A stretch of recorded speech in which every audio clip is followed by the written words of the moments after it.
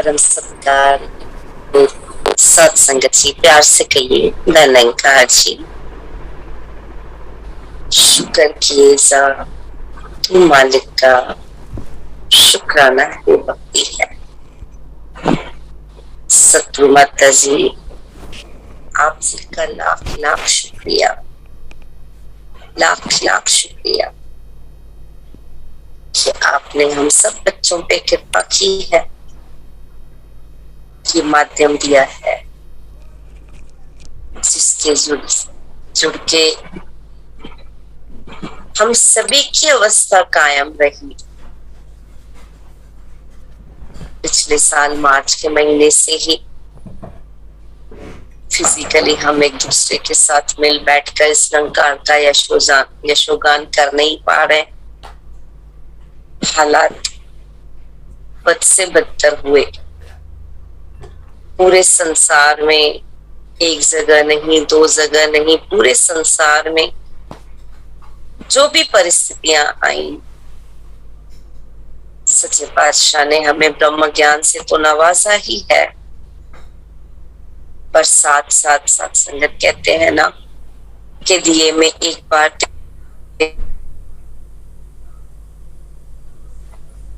उसमें दिल डालना होता है। सच्चे पातशाह ने कृपा करके हमें ये माध्यम दे दिया। कुछ समय पहले एक बहन ने सामने से फोन करके बोल रहे हैं कि माता जी ने तो रोक लगा दी थी ना फोन पे कि फोन हमने इस्तेमाल नहीं करना, और आज इन्हीं पे हम गुरु चर्चाएं कर रहे हैं। दयालु है ये, दयालु है ये पूरन सतगुरु। सत्संगत लिखा है, शास्त्र कह गए हैं कि जो आवे तिस कंठ लावे, जो जैसा है उसे अपने गले से लगा लेते हैं। और ये इतने दयालु हैं, इतने दयालु हैं कि इन्होंने अपने कानून मेरे लिए बदल दिए, क्योंकि ये भली भांति जानते हैं कि 2400 घंटे में इसी माया में विचरण करने वाला ये माया रूपी शरीर, ये शरीर भी एक माया है। पता नहीं कब इस निरंकार का एहसास मैं खो दूंगी। संगत अपने कानूनों को बदल के ये माध्यम दिया, जिस माध्यम से जुड़कर आप जैसे संतों महापुरुषों के दर्शन मौका मिलता है, आपके वो वचन सुनने का मौका मिलता है जो मेरे जीवन को बदल सकते हैं। वो रोशनी मुझे मिल रही है। सत्संगत महाराष्ट्र का समागम था और सतगुरु माता सुदीक्षा जी महाराज ने अपने वचनों में फरमाया कि मालिक ने तो ये दिया जलाया हुआ ही है। माता जी कहते हैं जब दिया जलाते हैं तो हवाएं जब चलती हैं तो हम दोनों हाथों का इशारा उस दिए के पास कर देते हैं, दोनों हाथों का सहारा देते हैं ताकि वो चलती हुई हवा। सच्चे पातशाह ने फरमाया उसी तरह से ये माया की हवाएं हैं जो हमारे ब्रह्मज्ञानी रूपी दिए को यहाँ वहां कर देती है। मान लो कि इस हवा के चलते चलते ये लौ कमजोर हुई है, ये रोशनी कम हो गई है, उसमें है, उनसे हम रोशनी ले लें। सच्चे पातशाह ने समझाया कि जो ब्रह्मज्ञानी संत आसपास में बैठे हुए हैं, अड़ोस पड़ोस का मतलब ये नहीं है कि मैं जहां पे रह रही हूँ उन्होंने ब्रह्म ज्ञान को लिया नहीं है और मैं उनके साथ जाके जुड़ जाऊं। अक्सर सत्संगत मेरे कदम डगमगा जाते हैं। महात्मा फरमा रहे थे, कुछ वक्त पहले ही सुना, जिक्र कर रहे थे महात्मा के निरंकारी बन तो गए हैं लेकिन कर्म कहाँ चल रहा है। सत्संगत अगर आज भी वो बरम बुले के अगर मैं पाल के चल रही हूँ तो ये दिए की रोशनी जो है वो तो डगमगा गई। फिर सत्संगत वो लक्ष्य कैसे प्राप्त हो पाएगा। हमें सतगुरु ने चुनकर, ये इनकी अपार कृपा है, इनकी बड़ी रहमत है कि मुझे तो पता ही नहीं था। वो गीत की बहुत सुंदर सी लाइनें हैं, आए हो क्यों जहां में, क्या काम है तुम्हारा, ठहरोगे किस मकाम में, लौटो सब आई, मेरा काम क्या है, मुझे करना क्या है, पता ही नहीं था। बस यूं ही जीवन जिए जा रहे थे, यूं ही जीवन जिए जा रहे थे, भूल गए थे कि ये इंसान की योनि मुझे क्यों प्राप्त हुई, किस लिए प्राप्त हुई। सत्संगत पढ़ने पढ़ाने तक ही वो सीमित थे, लेकिन सतगुरु ने ये लक्ष्य मुझे सामने रख दिया कि जन्मों जन्मों से ये आत्मा ठोकरें खाई, पीड़ा उठाई, असहनीय पीड़ा को भोगा है इस आत्मा ने। सच्चे पातशाह सतगुरु बाबा हरदेव सिंह जी महाराज ने अपने वचनों में फरमाया कि कितनी बड़ी विडंबना है कि छींक आ जाती है, हल्का सा बुखार हो जाता है तो इंसान डॉक्टर के पास भागता है कि मुझे इस पीड़ा से मुक्ति चाहिए, मुझे इस तकलीफ से राहत चाहिए, मैं अपना इलाज करवा दूं। बाबा जी कहते हैं शरीर की इतनी सी तकलीफ इतनी मायने रखते हैं, पर जहां ये आत्मा का विषय आता है, ये सदियों सदियों से भटकती रही है। पता नहीं किस तरह से इसने कितनी असहनीय पीड़ा को, कितनी वेदना को इसने सहा, इसका आभास किसी को भी नहीं है। सत्संगत हमें भी नहीं था, इसका आभास हमें भी नहीं था कि ये जो अमूल्य योनि कहते हैं बार बार नहीं मिलता, अब मिला है। इतनी योनियों को मैंने भुगता और उन योनियों में कितनी परेशानियां, कितनी तकलीफें मैंने सही है। शरीर तो, जीव तो यही है, आत्मा तो यही है, लेकिन उन योनियों में जाने के बाद सत्संगत कुछ योनियां तो हमारे आंखों के सामने रोज भी दिखाई देती हैं। उनके ऊपर किस तरह से उन योनियों में काम तो वो भी सब कुछ कर रहे हैं, वो भी बच्चे पैदा कर रहे हैं। अपने देखा है, सामने से देखा है, घर में जब चिड़ियों के लिए दाना डालते हैं, रोज ही एक नियम सा ही बना हुआ है, सुबह सुबह उनके लिए दाना डाल देती हूँ। बहुत सारी चिड़िया भी आती हैं, कौवे भी आते हैं। जब वो आते हैं तो छोटे छोटे बच्चे भी आते हैं उनके साथ, और वो चिड़िया खुद अपने चोंच से अपने बच्चों के मुंह में खाना डालती है। बच्चे तो उन्होंने भी पैदा किए। घर तो चिड़िया हमसे भी ज्यादा सुंदर बनाती है। पिछले साल ही घर का रेनोवेशन किया, लाखों लग गए हैं घर में रेनोवेशन करने के बाद। और कल ही बच्चा बता रहा था, मम्मी इस जगह ना सीपेज हो रही है, यहाँ से थोड़ा थोड़ा गीला दिखाई दे रहा है। नक्शा भी बन जाता है, बहुत अच्छी चीजें भी लगाते हैं, वाटर प्रूफ भी किया गया है, पर फिर भी कहीं ना कहीं सीपेज रह गया है।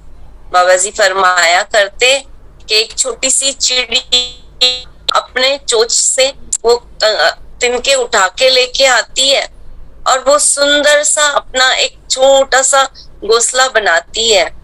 बड़े से बड़ा आंधी तूफान उसके घोंसले को मिटा नहीं सकता, उसके घोंसले में पानी नहीं घुसता। जबकि एक इंसान जो अच्छी खासी पढ़ाई करके एक इंजीनियर को भी ले आता है, कितनी सारी चीजें इकट्ठी करता है, कितने सालों तक अपने मकान को बनाता है, पर मकान बनने के बाद उसमें वही हो जाती है। फिर भी इंसान की योनि उत्तम, फिर भी इंसान की योनि उत्तम। सत्संगत घर में 4 कुत्ते हैं, चारों बचपन से ही यहाँ पे हैं। एक महीने के थे तभी से मेरे पास है, अभी तो वो 7-8 साल के हो चुके हैं। महात्मा जब बाहर से आते हैं, हमें पता नहीं चलता कि वो आए हैं, हम तो अंदर रहते हैं। ये पहले से अंदर से आवाज देना शुरू कर देते हैं। महात्मा दूर होते हैं घर से और ये चिल्लाना शुरू कर देते हैं। समझ जाती हूँ मैं भी कि महात्मा शायद आए हैं, इसीलिए ये उस तरह से आवाज मार रहे हैं। इतना सब कुछ होने के बाद मुझे इस योनि में प्राप्त हुआ, वो केवल इसलिए हुआ कि मैं अपने लक्ष्य को प्राप्त कर पाऊं। जो लक्ष्य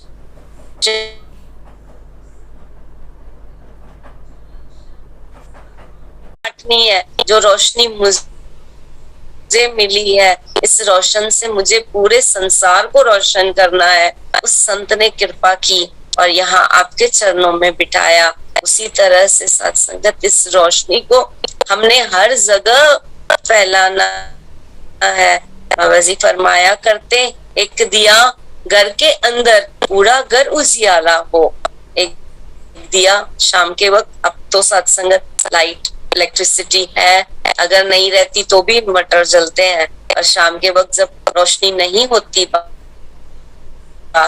हमारे घर में, अगर किसी कारण इलेक्ट्रिसिटी पावर नहीं रहता तो हम दिए जलाया करते हैं ताकि वो उस घर में उजाला हो जाए। बाबा जी ने कहा एक दिया घर के अंदर, और आगे कहा बाबा जी ने एक दिया घर के बाहर आने जाने वाले लोगों को उजाला दे। और सच्चे पातशाह ने कहा एक दिया चौराहे पर जो सबको उजाला दे। एक दिया अगर मैंने बीच रास्ते में रख दिया तो वो आने जाने वालों को उजाला देगा। और सच्चे पातशाह सतगुरु माता सविंदर हरदेव जी महाराज ने और आगे हम सबको कहा कि रोशन मीनार बनना है।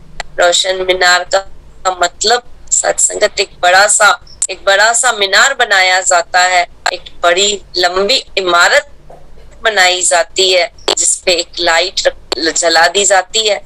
कहते हैं कि रात के समय जब पानी में जहाज चलते हैं तो उस रोशनी को देखकर वो अपनी दिशा को निर्धारित करते हैं। माता जी ने कहा उसी तरह हमने भी इस तरह से अपने ज्ञान को अपने अंदर इम्प्लीमेंट करना है, इस रोशनी को इस तरह अपने अंदर बनाए रखना है ताकि जो भी हमारे संपर्क में आए उनके जीवन में भी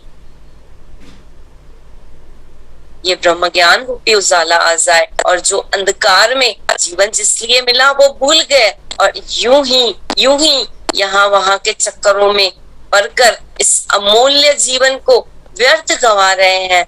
हमारे जीवनों से उन्हें रोशनी प्राप्त हो। बातों से बात नहीं बनेगी, यहाँ मुझे कर्म बनाने होंगे।